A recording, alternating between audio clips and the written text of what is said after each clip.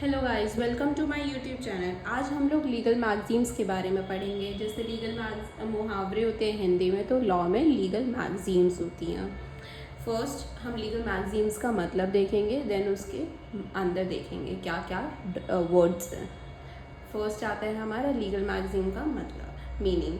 Legal magazine और legal phrase दोनों meaning same है, दोनों का मतलब, ठीक है।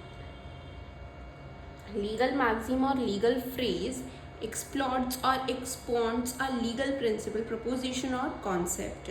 ये बताता है किसी भी एक लीगल प्रिंसिपल को, किसी भी कॉन्सेप्ट को एक ब्रीफ में क्यों यूज़ किया जाता है। नेक्स्ट आता है, हम वर्ड्स पे आते हैं। पहला वर्ड आता है हमारा एब इनिशियो। एब इनिशियो मतलब फ्रॉम द बिगनिंग ऑफ, किसी की भी स्टार्टिंग से स्टार्ट करना, एब इनिशियो, ठीक है। ये बेसिकली ये जो वर्ड्स है लीगल मैगजीन, ये सुप्रीम कोर्ट या फिर हाई कोर्ट के जजमेंट्स में यूज़ होती हैं। नेक्स्ट आता है एक्टस प्योरस मॉनिटरे कम परसोना। इसका मतलब होता है एक पर्सनल राइट है मैन की एक्शन लेने की, वो उसी के साथ ख़त्म हो जाती है। A personal right of action dies with the person. Next आता है एक्टस क्यूरे नेमिनम ग्राविट। इसका बेसिकली मतलब होता है an act of the court shall prejudice no man. जो भी काम कर रहा है कोर्ट, वो एक फेवर में करता है एक मैन के लिए, किसी भी एक मैन के फेवर में होता है। अगर वो किसी के मैन के फेवर में नहीं है तो आप उसमें अपील डाल सकते हो, रिवीजन डाल सकते हो, रिव्यू डाल सकते हो कोर्ट के जजमेंट में। नेक्स्ट आता है एक्टस नॉन फेसेट्रियम नीसी मेंसेट रिया। It means the act and intent must both concur to constitute the crime. किसी भी क्राइम को करने के लिए आपके पास एक्ट भी होना चाहिए और इंटेंशन भी होनी चाहिए। आप उस काम को क्यों कर रहे हो और कैसे कर रहे हो, तभी वो क्राइम कहलाता है। इंटेंशन होगी तभी वो क्राइम होगा, ये आप आईपीसी में पढ़ेंगे। नेक्स्ट आता है एडहोक। एडहोक इज़ फॉर दिस और फॉर स्पेशल पर्पस। किसी भी एक स्पेशल पर्पस के लिए कोई काम या फिर कुछ किया गया एडहोक कहलाता है। नेक्स्ट आता है एड वॉलरम, मीन्स टू द वैल्यू और based on value.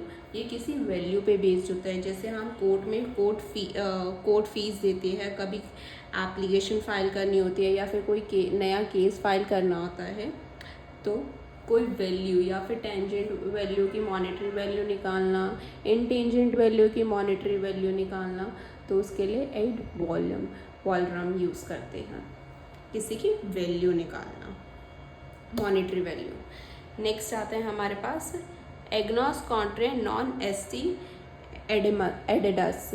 It means he is not be heard who alleges things contradictory to each other.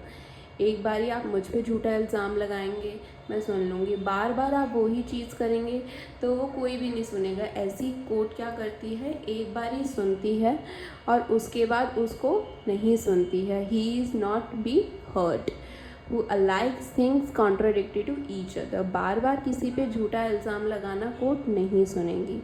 एक बारी आपने झूठा केस फाइल कर दिया, दूसरी बारी कर देंगे, तीसरी बारी में कोर्ट आप पे फीस कॉस्ट लगाएगी।